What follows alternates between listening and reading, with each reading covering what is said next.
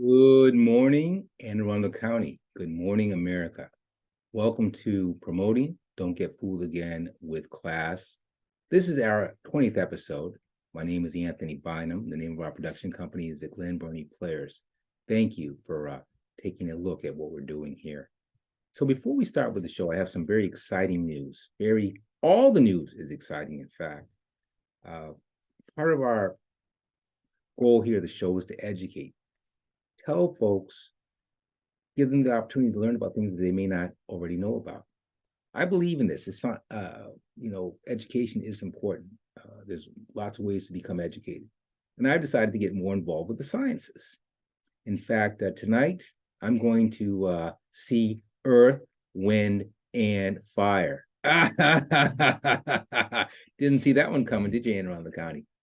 Yeah, yesterday, I happened to see the advertisement for Lionel Richie and Earth, Wind, and Fire playing in Baltimore. And I said, wow. I just happened to be home I had a break. And I said, Lord, we have to go to this show. We have to go. So we figured it out. And tonight, I'm going to be there. Going to be there. You know, I remember the 70s, if I can digress just for a moment. My brother Kenny, who went to school in undergrad out in Chicago, he knew about these groups. And he brought both the Commodores and Earth, Wind, and Fire into our home. And I love both groups. I loved them. And the Commodores had some great hits. Lionel Richie left them after a number of years, and he had a string of hits on his own. Very good. I've always liked Lionel Richie.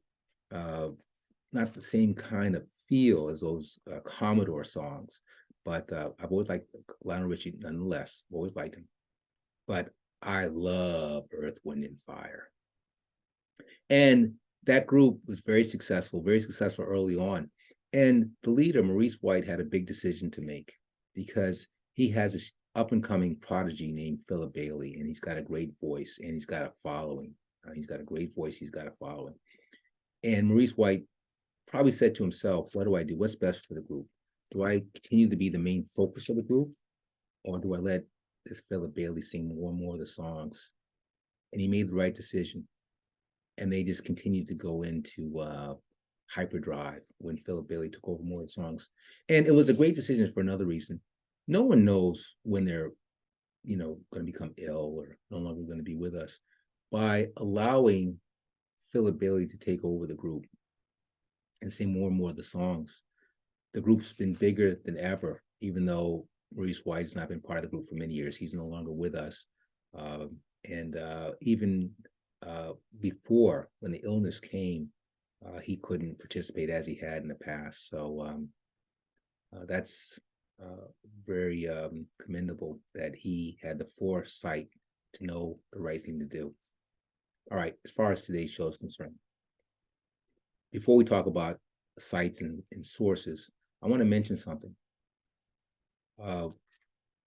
This last weekend, I had a chance to see some things that I remembered that were always prominent here in Anne Arundel County and in the Glen Burnie area. One was those miniature car racing. Okay, and I'll talk a little bit about that in a bit. But I had a chance to see some of that over at the Marley Mall station. Then I saw the big guys with the big cars, okay, on the front side of the mall. You talk about some beautiful Detroit steel. You talk about some vintage Fords and Chevys and Plymouths and you name it, they're there. And the guys are hanging out in the lawn chairs with the wives, having a good time talking about, the old days.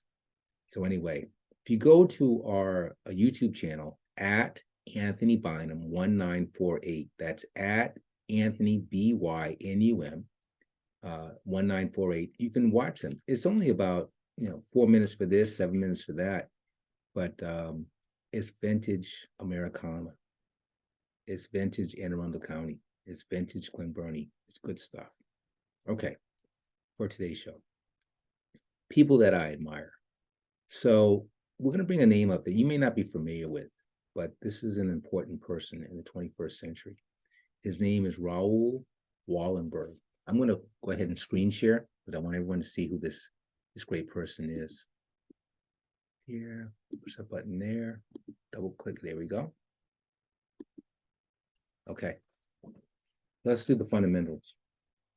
Mr. Wallenberg was born 4/4/1912 in a place called Lindengo, Sweden. He died, perhaps, because no one's really quite sure about this, 7/17/1947 in Moscow, Russia. He was an architect, businessman, a diplomat. In fact, he studied architecture at the University of Michigan in the States. So let me give you the backdrop. This is Hungary was occupied in World War II.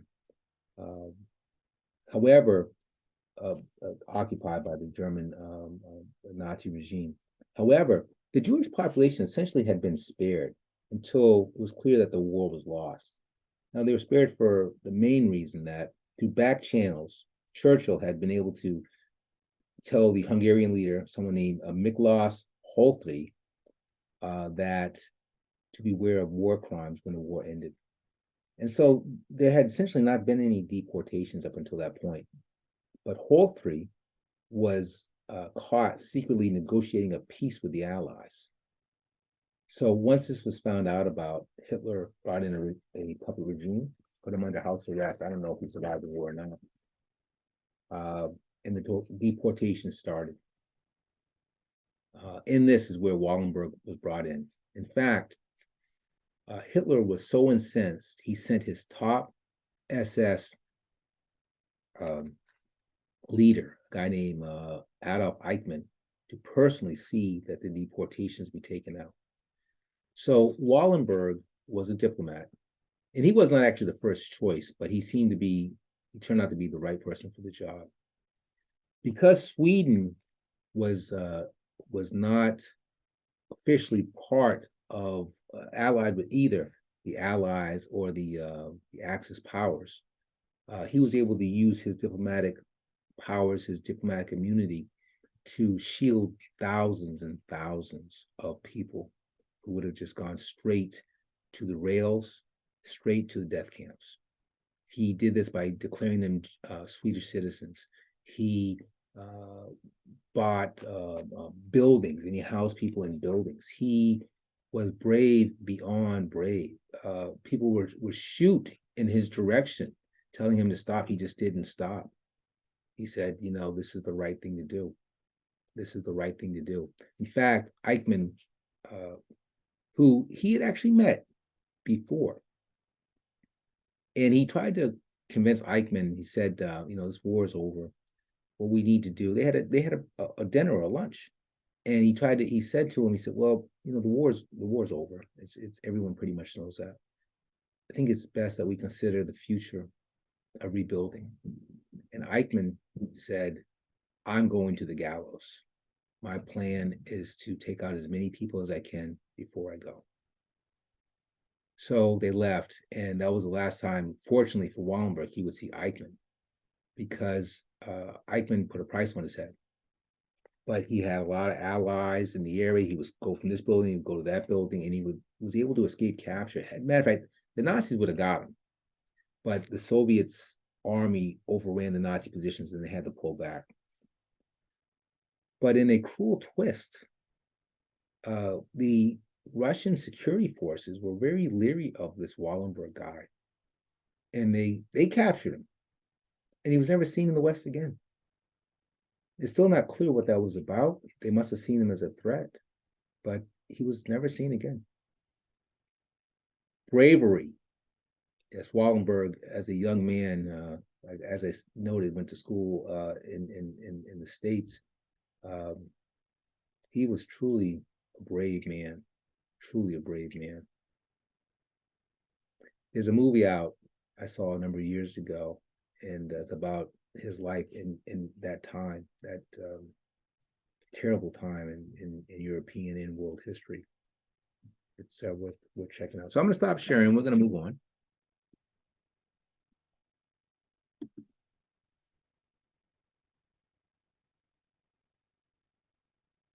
Well, we're going to play through that. Okay?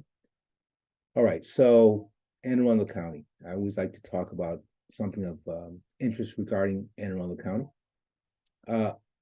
I'm reminded of Saturday afternoons 15 years or so ago, where I would take both my boys with me.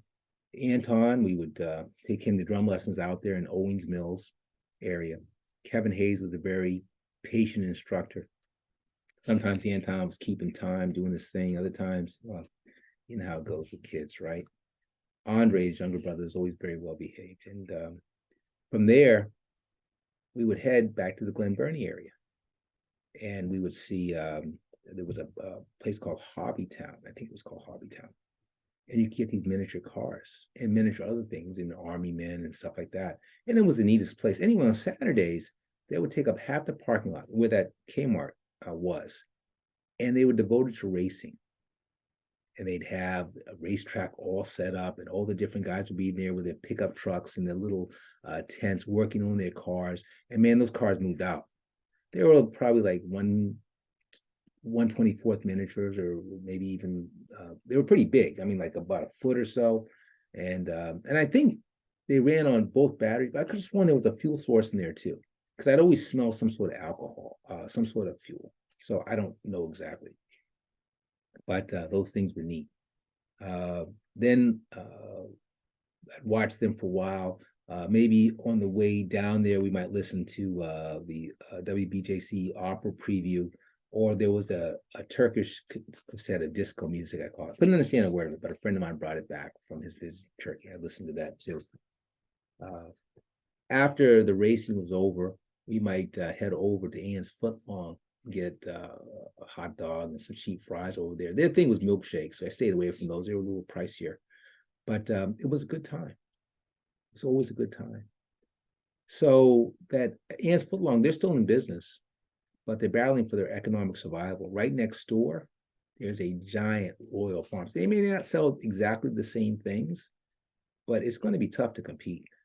I mean, they're a behemoth. And it's going to be tough to compete. I wish them nothing but success. We're going to try to bring that video in so you can see what I'm talking about. But those were, like I said, down nostalgic lane. Yes, it's good to remember the good things, I think. Yes, I do think. Now, in keeping in with that theme of traveling down a certain road, we're going to bring up a poem. Again, I believe I said that we're using the source of the Daily Word for this one. Here's a poem. It's called We Are, written by someone named Mary Berg. And here's what it says. Stardust and moonbeams, rivers and streams, vast ocean, prairies, visions, and dreams. Composed of particles, light beams and waves, neurons, protons, dualities, caves, darkness and brilliance, valleys and heights, mountaintop experiences, cold, bitter nights. Holding the contrast, living life to the end, from cradle to grave, gasping waves as they bend. That's a lot. Wow. Very good. Very good. So I didn't mention anything about episode 8 of Don't Get Fooled Again. It is being worked on. I was in touch with my editor just a few days ago. So for everyone here at the Glen Burnie Players for promoting Don't Get Fooled Again with class. Again, this was episode number 20. I'm Anthony Bynum. Until next time, bye-bye.